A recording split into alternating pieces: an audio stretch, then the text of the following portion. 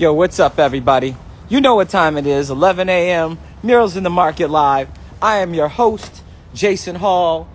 Man, it ain't even that cold out here, man. People were talking to me and they were like, man, you make sure you put on all that, you bundle up, man, you bundle up. I mean, it's cold, but it ain't like Arctic or nothing out here, man. So you can brave it. I'm out here. What's up, Sabrina? I see you. What's happening, Paige? I see people joining. I love to see the smiles.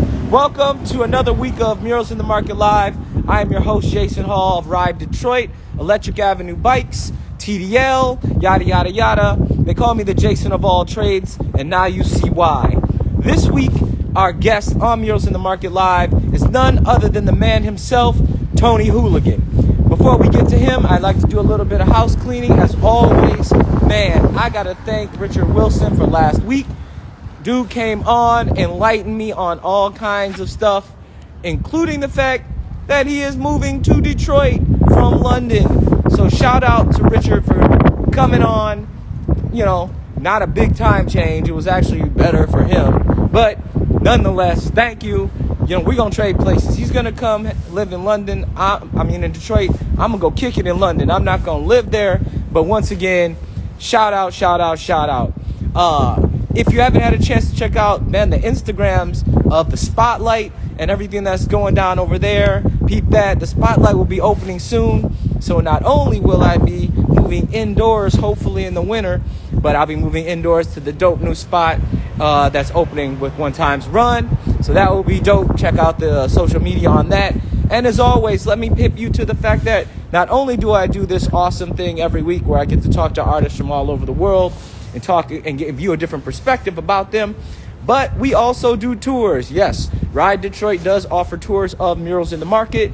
So you can do an e-bike tour if you'd like to brave this weather and there's no snow on the ground. Even if there is snow on the ground, we can go. I'm down. I ride a bike all year round. Or you can do a walking tour. We do an hour-and-a-half walking tour of Murals in the Market. I am the official tour guide of Murals in the Market. The reason for that, you'll see. I give you the insight. So when you come on an official tour with Jason Hall, you never know who you're going to run into. You never know who might be on your tour, especially when we ride these bikes, because a lot of these artists like to ride bikes. So with that being said, it's about that time. I see Tony is here. So I'm going to go ahead and hit that button, man, and get this party started, because I know y'all want to hear me, but you'd rather hear from the... So ladies and gentlemen, let's see if we can get Tony on the line.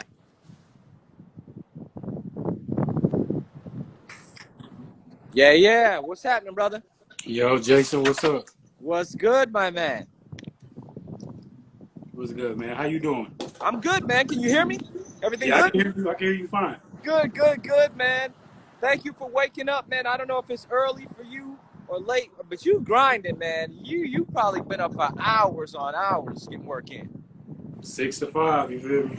6 to 5, brother. That's what's up, man. That is what's up. Let's get started, man, where everybody always wants to start. Whenever they get on, they always say, where did they start? You know, where did the artist first feel their spark of, you know, I want to be an artist, man, right? Look at you. You're like, man, you got to think back, because it was young, right? Yeah, it was young. I would probably honestly have to say my first spark of wanting to be an artist had to be in kindergarten. Kindergarten. Drawing a sketch of a minotaur, and it made me curious.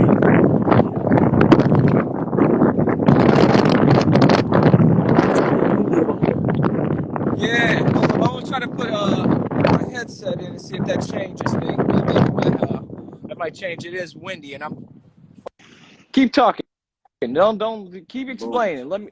There. All right, so yeah, like I said, I was in kindergarten. I had a substitute teacher that pretty much illustrated a minotaur on paper. And during our nap time, I was up, I was curious, and not only that, my mom saw the enthusiasm behind my curiosity and pretty much nurtured that throughout my rest of the years of schooling. So kindergarten, you were already getting like, you know, because when I was growing up, man, you know, I'm a little bit older. You know, if I'd have told my mom I wanted to be an artist in kindergarten, she would have laughed her ass off and said, you're going to be a lawyer or a doctor, man. But, you know, having that nurturing, that force behind you, man, must have been exceptionally cool growing up, man. Yeah, it was inspiring. Not only, am I creative, but my mom is creative. I was raised in a single family household, well, a single parent household. And, my mom put her dreams to the side to pretty much raise me and my siblings. That's kind of a common theme, man. I feel a kindred spirit on that too, man, because growing up in Detroit, moms make those sacrifices. I'm from a single family, single mom home too, man. So we all can understand the sacrifices our beautiful women have made for us. So that's cool, man. So kindergarten, you're starting to do art, you know what I mean? When did it really start to resonate in your mind that was something that you could do? I mean, not kindergarten, but, I always had the kid in school who always drew stuff in grade school. So whenever a flyer had to be done, we went to that dude. You know what I'm saying? Like, were you that cat in grade school? Yeah. I think me just doodling in class and really not like, really paying attention to what was going on with my lessons and everything like that. The teachers kind of noticed something was going on inside of me. And, not only my mom, but my friends as well, they would see me drawing like Dragon Ball Z characters and things of that nature, pretty much encouraged and supported just, that fundamental growth that I was just showing throughout the years. I think every grade that I was in, I had like some group of friends that pretty much supported the craft. And, it encouraged me. It raised my confidence in being able to want to just show my work to other people. So who might have been who were early like inspirations that you saw that might have steered you and said, all right, man, now I'm gonna get money off of this instead of just doing it as a hobby? Did you have any of those mentors or inspirations? I mean, when I was younger, as a kid, art and cartoons was the driving force behind that nature. I wanted to really get into animation until like I think we took a field trip to CCS one year, and I seen that it took 30 sheets of paper to make like 1 second, and I kind of got a little discouraged about that. I don't like drawing the same thing over and over again, so I just pretty much just stuck my guns into drawing and just really like practice different areas of art. But as I grew older, I started to get mentors and things. What up, though, people? I started to get mentors and a lot of other individuals that started to see my craft and just nurture the growth, just from art to design in general. So when did you start developing your own style? I'll probably have to say high school. High Okay. school. I went to Detroit School of Arts. Shout out to DSA. I went to DSA, and my art teachers pretty much encouraged us to start developing things on different mediums. And through those mediums, we started to really just resonate in what our style was and, being able to create what it is that we wanted to create. I think further beyond that, I went to CCS for that 1 year, and then just CCS really shaped my fundamental skills about like the learnings of what art was, the history behind it. And after that, I pioneered my own path and just started developing. Yeah. So now you're in high school, you're going to CCS and you're starting to formulate the fact that you want to do this, you're going that path, but then you only went to CCS for 1 year. So what happened? The money, man. The money. Yeah. I got that first check from the school, first bill. And, I had never seen that much money in my life. I didn't want to put that burden on my mom. And, I just felt like, if others could do it, why not me? So then, I thought I would go back, and that didn't really turn out to be the case. So just my experiences outside of school really shaped my confidence and understanding that, maybe I could do this without that degree or education. Right. No, man, I get it. Definitely. School, especially CCS, ain't cheap, dude, but it, definitely it gave you a little bit of foundation in what you might have needed to get a little bit of a jump off. So after that year at CCS, what was the next step? After CCS, like I said, in high school, I was able to practice a lot of things from architecture to photography to automobile design. And then I was also 3 years a part of the Detroit Festival of the Arts. It's something that we don't have anymore. I wish we still did, but I used to be a street painter there. And alongside some of my other peers, we just pretty much just took that and learned how to scale our artwork to larger sizes. But after CCS, I think I floated around just in the city doing mixtape covers and really crafting what I learned from Photoshop in the design world to pretty much do mixtape covers for a lot of underground artists in the city, a lot who are still relevant and really a lot larger and bigger than they are today. Who, man? Who? Tell me. Give me some. Can you tell me? I want to say shout out to Capitol Park Studios. A lot of individuals there. Early Mac, the Big Sean's, Finally Famous. Those people, when I got into that studio, we really learned how to work with one another. They requested my skills and my talents, and I worked with them to create what it is that they wanted. So shout out to my homie Joe Robinson, who really reached out to me to do Early Mac first music program.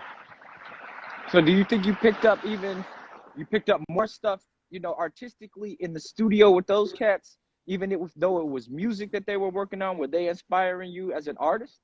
100%. I think it taught me that I could combine my interest and love for music with my passion of art. Like I never knew that was something that would take me to the lengths that I took, the following years after. Because, you don't know, but after Detroit, after I floated around in 2012, I moved to New York, where I became a junior designer for Mark Echo's Echo Unlimited. And further after that, I became a designer at Kith NYC to work beside Ronnie Feig.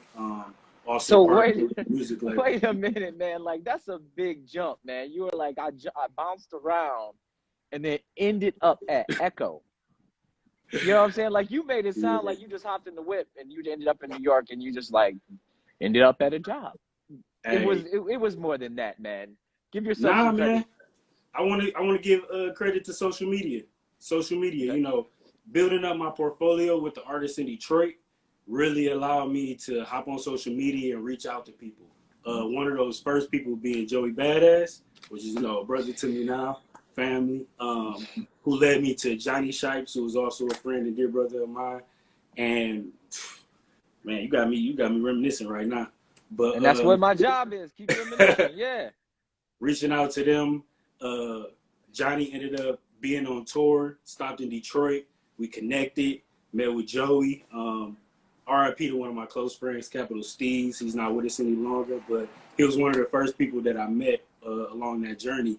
And through there, Johnny asked me to come work at Echo, move to New York. I asked my mom because I was 20 at the time. Yeah, I was 20. And, she was like, it's your decision. You grown. So I packed everything up. Shout out to my brother Najee right near Whlgn, you feel me? Because he drove from Philadelphia to come grab me all the way from Detroit, and we drove all the way to New York for 10 hours. Straight through. And you just went to work? Yeah, I went straight to work. I jumped right into offices, got to meet a lot of individuals that I'm still close to today. Being in the Echo offices really introduced me to a lot of individuals in the industry that were really shaking and moving things around. One being Big Crit, another music artist that I work with. I met so many people in the Echo office that being a young kid interested in streetwear design, I never knew that so many people still came to the Echo brand for a lot of the resources that they were utilizing at that time. Right. Resources like manufacturing and distribution and stuff of that nature. Right, but right. Learning there and soaking up everything. Also, I didn't get a degree, so everything was pretty much like self-taught.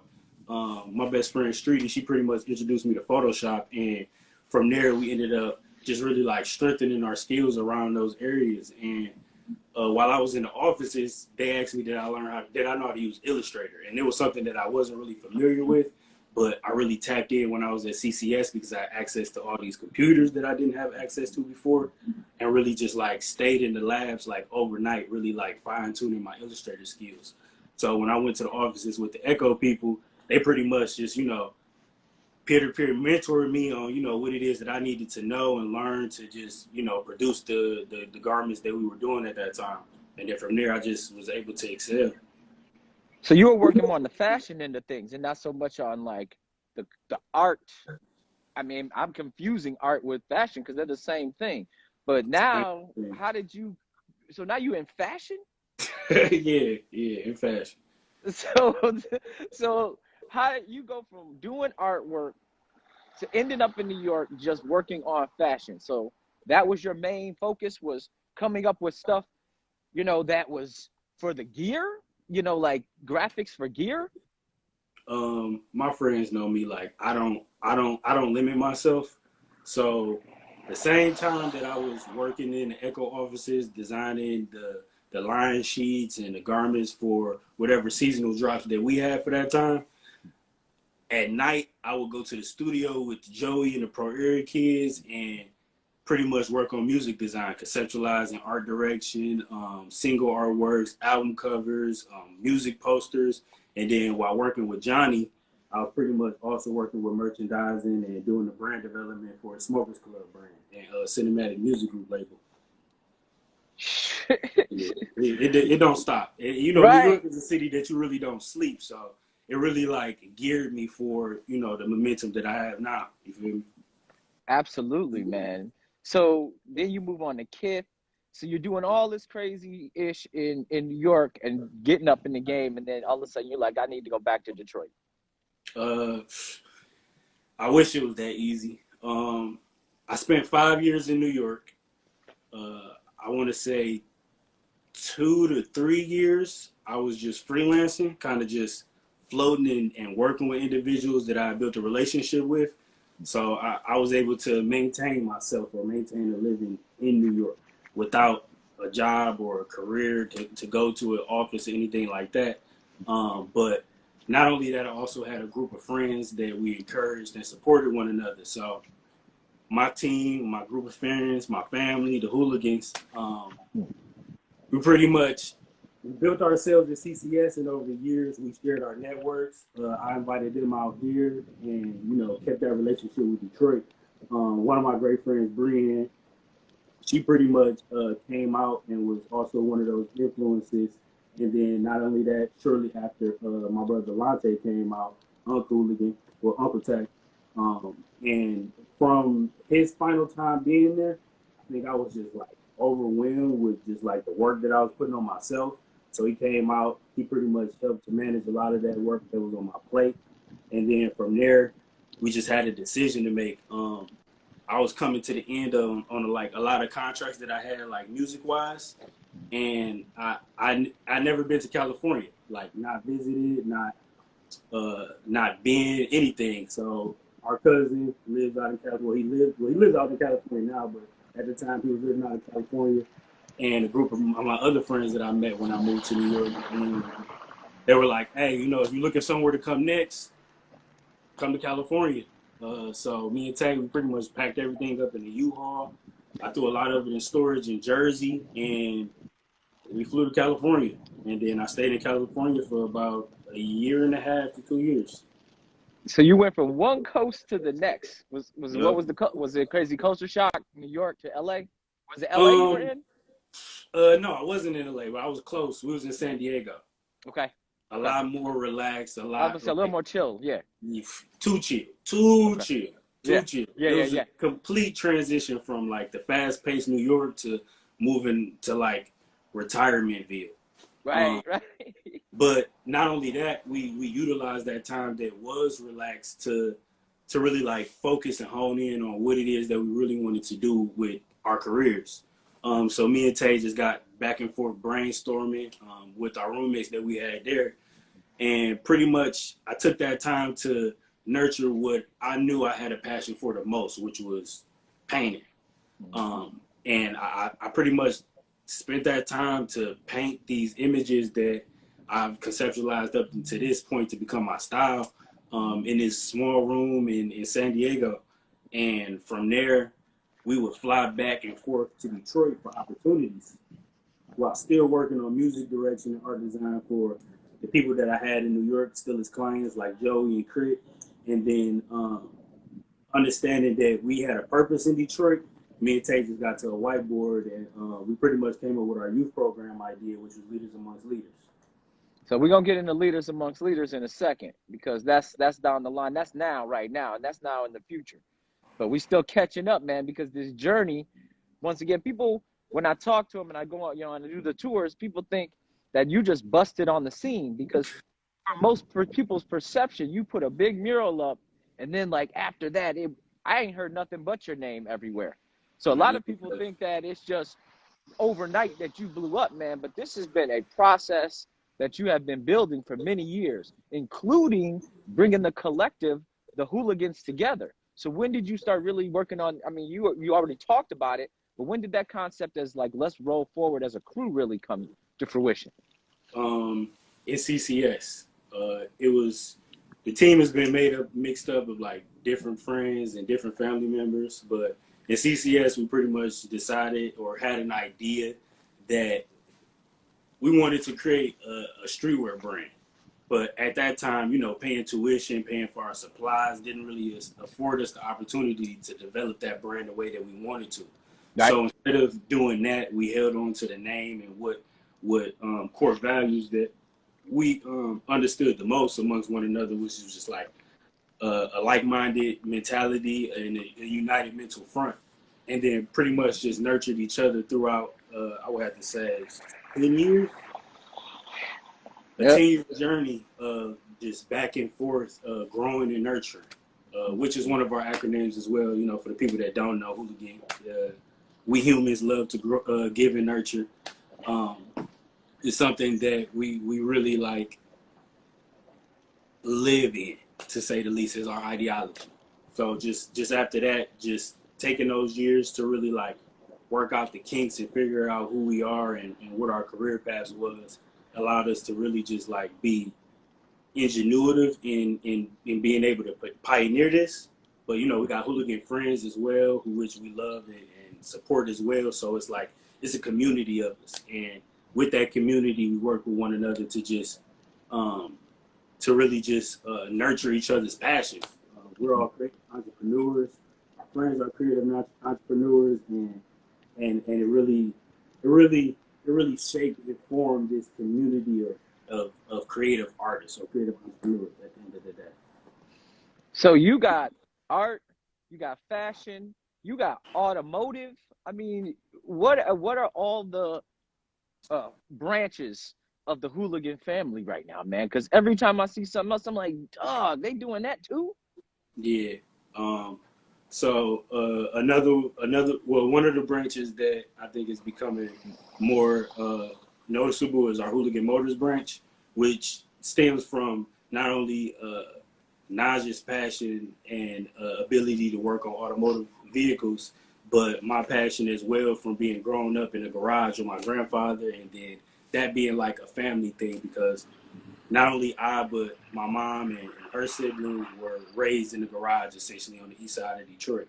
And my grandfather used to work on transmissions in that garage. We used to rebuild pallets, and just sticking to that nature of what that garage work mentality was, it really like shaped our work ethic at the end of the day. That's what's up. Shout out to Granddaddy, you feel me? Automotive, photography. We get into a little bit of modeling. We also have our own brand as well, which is a garments program that we're currently redeveloping right now. I wish the pieces was right in front of me, but oh, you know what? OG shirt. The pieces is in front of me. Yeah. This shirt was made 5-7 years ago, and we also have our own screen printing equipment in which we invest in, you know, helping our friends develop their brands and cater to like a small niche clientele, into also teaching them how to do screen printing as well. But we also cook, we manage, and we just do what we love.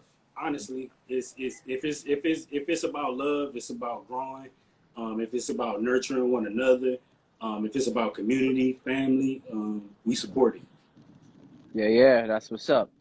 So now we got to fast forward, because what happens with these interviews all the time is we could go long as hell. We already at 11:25 and we haven't even got into the mural project, man. So let's get into that, because I want to get into the leaders on leaders. So let's talk about how you ended up at Murals in the Market, man, because that's a story within itself. That's you going after it, not it coming after you.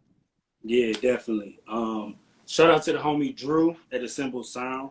When me and Tay moved back to Detroit, I knew that Murals and Market was a thing that had been going on in the city while I was gone, something that I had a passion for, and definitely wanted to pursue one day. So when we touched back down, man, we pretty much just got introduced to Ruler and Jesse. And through that, you know, I let them know what my work ethic was. I let them know what my passion was. And they let me know that, you know, within the next year, you know, if I really get my name up in the art world or in the art community, specifically in Detroit, that I would have an opportunity for, you know, painting the murals in the market. And within that year, I did art shows, live painting.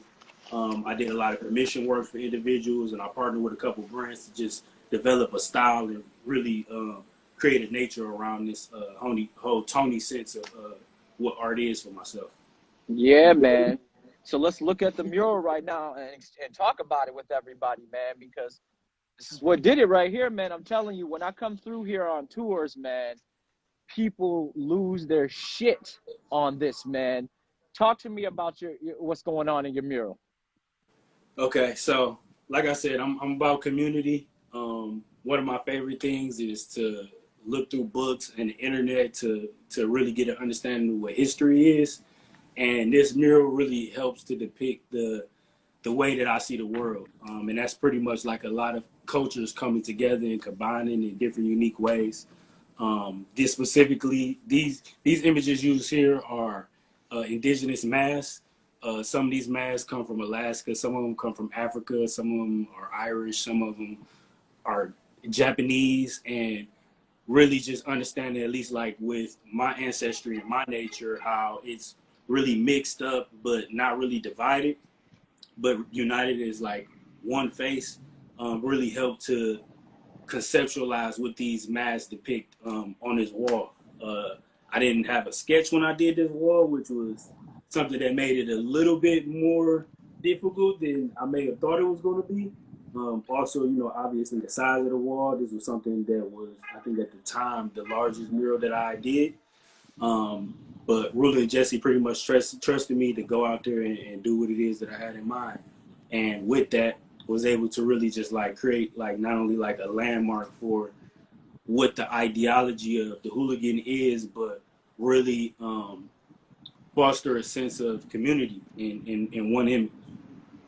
And you brought that word up, community, man. That is always a word that rings true throughout everything that we all do, but especially for you, man. You are heavy in the community. Once again, just like everything else, you dive all in. Dive all in. So talk to me about the project that's going on that we talked about a second ago. Which one? Leaders about leaders. Oh, so right now, Leaders Amongst Leaders, just to give people an understanding of what that is, Leaders Amongst Leaders is essentially our opportunity to not only be granted with the $50,000 grant from the Skillman Foundation.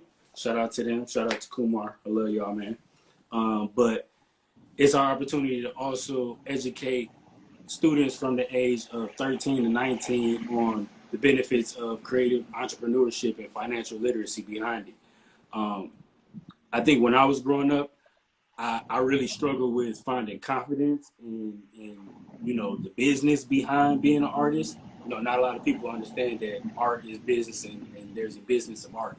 Yep. But you know, really working with I think my friend Brian really again to understand that, you know, you aren't just an artist, but you are a business, and you have to brand yourself as one. You have to work as one, and being able to do that, we was able to really foster this program to be something that not only is an idea, but right now we're working to partner with the Heidelberg Arts and Leadership Program to pretty much create a collaborative effort to do what I've been doing, I think, for the last 2 or 3 years now, which is put more art into these high schools and these middle schools and these elementary schools, but not only just putting the art in there, partnering with the students to be able to develop a skill to work with an artist, learn how to create artwork at a larger scale, but really put a message behind the artwork as well as far as social justice goes, and really catering and fostering to the things that they see in their communities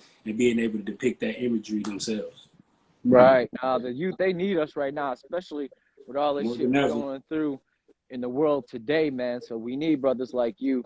You know, it's important that we train kids from the beginning, so they have the skills, man, because the position that like, for example, where I work right now, they asked, Jason, we need you to hire a person of color in this position. I couldn't find one, man, because we've never been let to know the secrets that exist, that there's money in these places. And so it's Yep. good that a person like yourself, man, is educating people, especially, like you said, on the business side of this, because a lot of people, once again, don't know, hey, you eat off of this. This is not no hobby shit. Mm-hmm. Yeah, you gotta really like live what your brand is and understand, the ins and outs of it. Like I said, I'm all over the place when it comes to my skills and my profession, but at the end of the day, each one is its own business, and I cater to it and nurture it in its own manner. Mural arts is separate from graphic design. Graphic design is separate from a nonprofit program. A nonprofit program is separate from my own passion to be able to personally sit in the studio and paint just for myself and just for the passion and love of it all. Right. Yeah, man. So with all that being said, you just finished the ACLU piece, man. That was talk to me about that thing, man. That was big. Man, that was a love project for sure. Um, when I was growing up, I didn't really understand the importance of voting. Politics isn't my strong suit. It isn't something that I really like keened in to hone in and really understand. But as I get older, as you become an adult, you understand how these politics shape your community, not just on a presidential level, but on a smaller scale when it comes to city, um, region, state, things of that nature, and how those people really, make the decisions for your community or your district, and really understanding that the importance of your vote matters isn't just for, which person are we going to put in this presidential office, but what person are we going to put in this mayor's office, this mayor's seat, which person are we going to put in these district chairs, and how are they going to really cater to our community and give back, not only to the community that they're supposed to give back to, but the community that gives to them, monetarily, tax-wise, all things of that nature. But I was able to really work with Jesse and Whlgn to be able to put that social justice message on Woodward Ave, one of the main streets in Detroit, and not only that, the irony of not only just being placed in Highland Park, but right across the street from Avalon Village, where a black woman by the name of Mama Shu owns at least 30 properties on one block in that neighborhood. That's something itself is really revolutionary, and I don't think a lot of people in the city know about it. But she's shaping what is going on in Highland Park, and they're having to create rules and. Yep. There you go.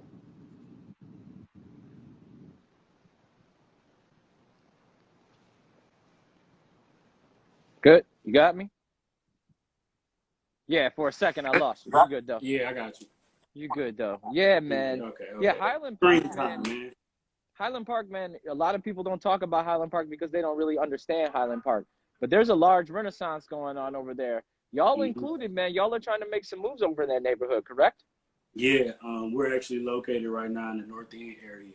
And currently, not only that, I've been partnering with another group of my friends to work on real estate development. So really just shaping ourselves to not just be artists, but to be global entrepreneurs in a sense, and really build on the foundation of generational wealth, something that our ancestors really wasn't educated on the sense or the importance of.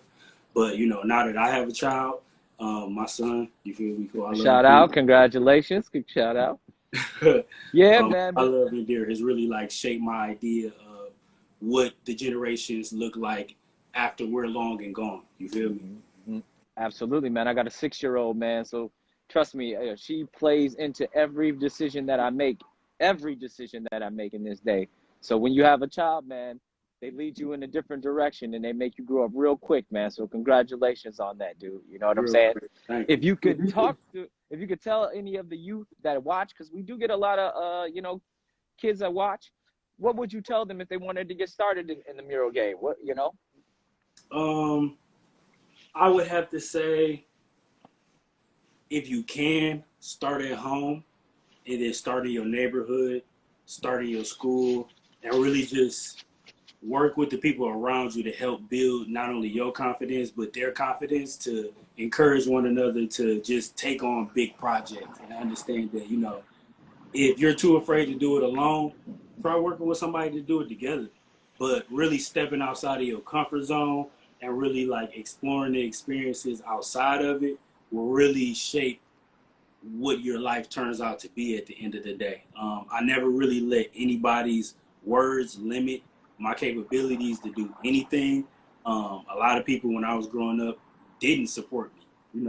Oh, you just draw, or it's just art. That's not going to make you any money, or you can't really do this with art. And it really like added fuel to the fire. So I mean, just use that fuel to ignite the flame inside of you, and don't stop. Never stop drawing. Period. do you ever Grow. Do you ever run into a time where you're just, or did you ever? I know now you're not, but did you ever run into a time where you're like, you know what, this ain't maybe my thing, man. This is, and if you did have that doubt, how did you push through it? Oh man, that's a very intimate question, because we all have insecurities, and my insecurities play on me every day at times. And if they do, like I said, I have that close knit group of friends that really encourage me to keep pursuing and keep striving despite the odds. Every day I hit a wall where I'm like, damn, like I don't even know what I'm doing. Like, am I supposed to be doing this?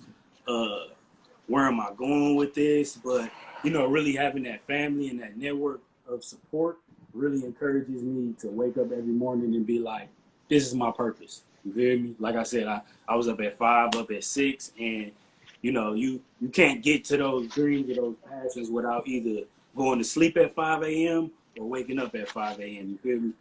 Right. No, absolutely, man. Absolutely. All right. So what's up in the future for Tony Whlgn, man? I know it don't stop. So what's next?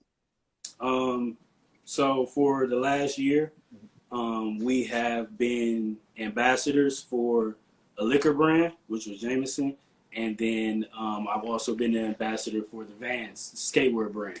I did a lot of custom shoes back in the day, so they really reached out to me to be an ambassador for their custom cultures program, in which they pretty much partner with schools around the nation to develop a competition where these schools get the opportunity to work with the students and create these custom footwear to be able to be voted upon. And then just this past month, I was able to do a workshop with them where, I taught them some skills and they taught me some skills. But they reached back out to me to do another year of that ambassadorship. And then we also have an opportunity to have ownership in our own liquor brand, or spirits brand, I want to say. Just it's something that's really in the works and on the low. But I've also, like I said, been working on real estate development. So currently just working on a space to really nurture all of our growth and talent, to be able to, just foster it in one location that, we have a space to fit in. Like I said, we've been in the North End for about 3 years now, and our house is just getting a little too small for the growth. So with the expansion comes new endeavors. Okay. Okay. That's what's Oh, up, and man. our Whlgn brand, we got some new teas dropping soon too. Like, people Yeah. ask. So where can we get those? Where can we support you? Where can we get your art? Where can we get the fashion? Where can we get it? You can find my art on TonyTonyTone.com. And then you can also find some of my pieces downtown in the farmers market. That was a partnership with Playground Detroit. Um, and then for our clothing brand, you can find it at Whlgn.com, which is WHLGN.com. Last year, we were able to drop some pieces, and with coronavirus, we was able to actually conserve our resources to be able to really produce the garments that we actually wanted to do the first go around. So with this whole, sit down time, it allows us to really like mix and stir some really cool things. Well, that's what's up, brother. Once again, man, I want to thank you for coming on today, man, taking the time out of your busy schedule, because you were like Productive. you were taking a class. Like, were you taking a class a couple weeks ago? I mean, you Yeah, that still was the real learning, estate development class, man. That was still real estate learning. development class. That's what's up, man. Cool. You finished it now. You about to be just moving to real estate. I need to holler at you because it's a property over on St. Aubin I just looked at, so we can work on that, man. It's some property Tap over in. here. I'm saying something for real though, man.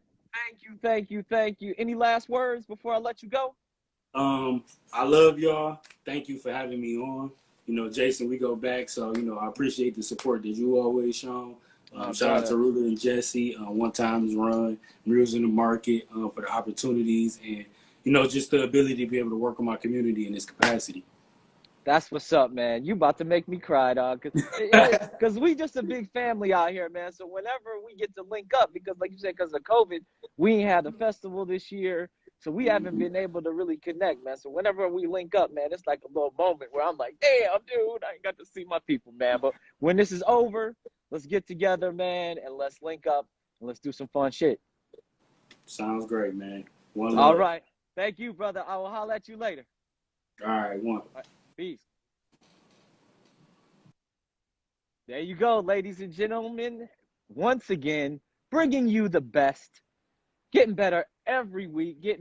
Man, y'all gonna have to let me go. Because like I said, I'm having an emotional moment right now, man. Known Tony for a long time. So to see brother come up like this is almost like me coming up and us all coming up. You know what I'm saying? When we all get on, he get on, we all get on. So thank everybody for joining me. Jason Hall, Ride Detroit. Once again, we do tours of this, man. So if you want to come down here and you want to see this art at a very intimate look, and we can talk about all the stuff that I get to talk about with the artist, and I can pass that information along to you, book that tour. Go to ridedetroit.com. Please add me on Instagram, Jason of All Trades. I'm trying to get these followers up. Come back next week. I will be letting you know who's next week's guest is. That's how organic we are, man. We picked this off the feeling, off the flow. So you know what I'm saying? So I will see everybody next week.